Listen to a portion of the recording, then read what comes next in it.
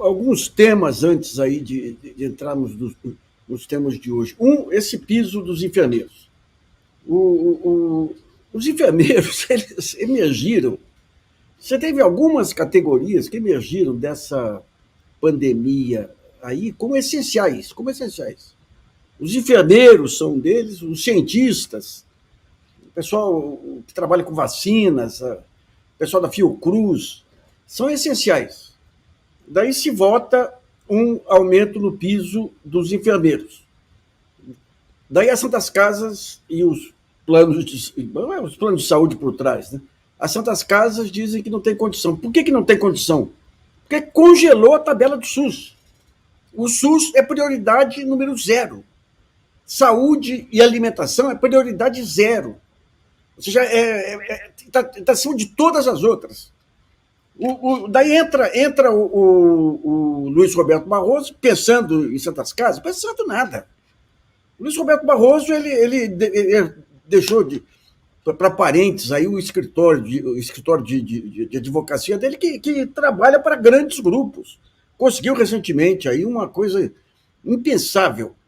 Uma juíza do Pará que fez um bloqueio de contas em um grande banco aí para pagar uma ação meio confusa aí, até não vamos assinar embaixo da ação. E quem era o advogado do banco era o escritório que era do Luiz Roberto Barroso, que ficou com parentes dele. Ele conseguiu, com Luiz Fux, na condição de presidente do Conselho Nacional de Justiça, anular a sentença. Você consulta os advogados aí, é algo impensável. Ele não pode, não tinha essa atribuição. Não tinha essa atribuição. E fez isso para quê? Para beneficiar um cliente de um escritório de advocacia que, fundado em 2013 aí por Luiz Roberto Barroso, que se transformou num escritório de grandes grupos aí multinacionais e certamente dos grupos financeiros que entraram na área de saúde também. Então, o ponto central é o seguinte: se as Santas Casas não conseguem pagar o novo piso, e elas têm razão, o problema não está no piso, está na não correção da tabela do SUS. É isso que se tem que batalhar. Agora, como que entra um ministro do Supremo, interfere dessa maneira numa decisão do Congresso? O Barroso ele não tem grandes causas, viu? As causas dele sempre têm um preconceito social, sempre tem um liberalismo fora de moda. O mundo inteiro hoje procurando o mínimo de isonomia, e toda a decisão dele é nesse sentido. Um outro ponto, Ciro Gomes. Ciro Gomes hoje voltou a atacar aí as pautas identitárias. O que são as pautas identitárias? São essas pautas de segmentos específicos. Pauta dos negros, pauta dos LBTG, não decorei ainda o resto da CAI, uma coisa assim.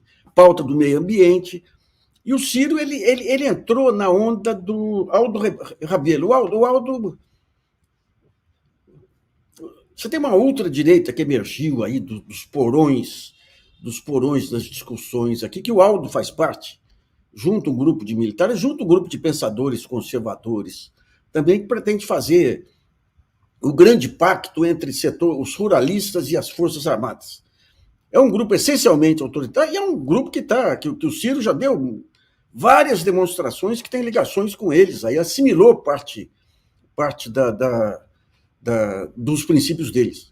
E essa questão das pautas identitárias é considerada por esse pessoal como um desvio do objetivo final, que é a libertação do povo. Então, eles dizem, por exemplo, que isso aí foi uma invenção aí dos liberais progressistas, aí, dos Clinton lá atrás, para dourar um pouco a pílula do liberalismo. Tem muito disso também.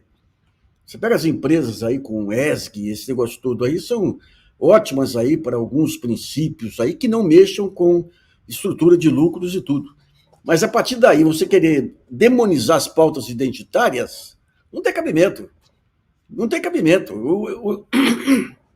Veja bem, você teve mudanças no cenário político aí de 10, 15 anos para cá que esse pessoal não conseguiu perceber.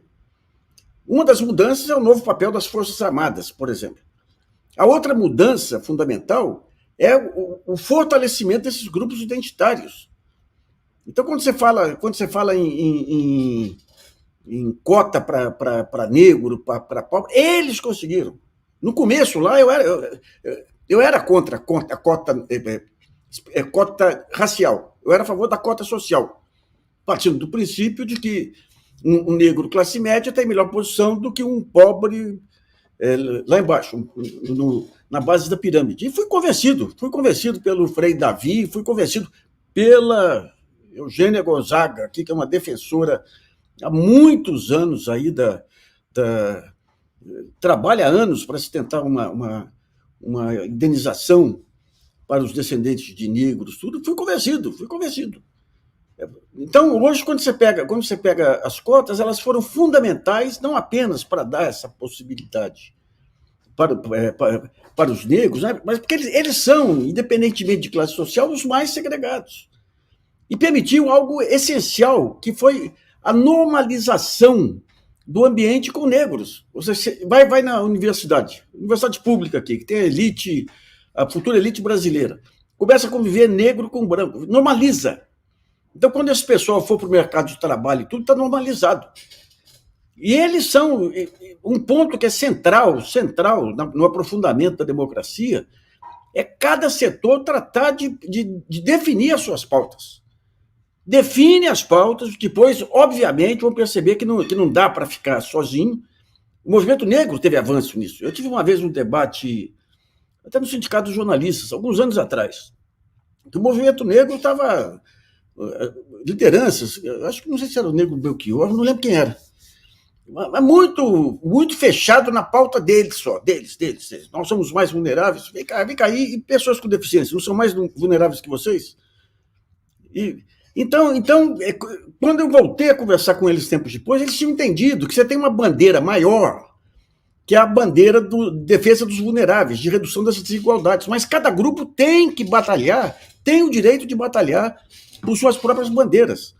E o Ciro ele tem essa visão muito similar àquele projeto militar, aí, muito similar ao que diz aí Aldo Rebelo e tudo aí, que é o salvador da pátria. Eu tenho aqui minha bandeira de salvador da pátria, ninguém se meta com ela. Não vem com divisionismo aqui, querendo criar lideranças para problemas específicos, porque isso vai atrapalhar o grande momento.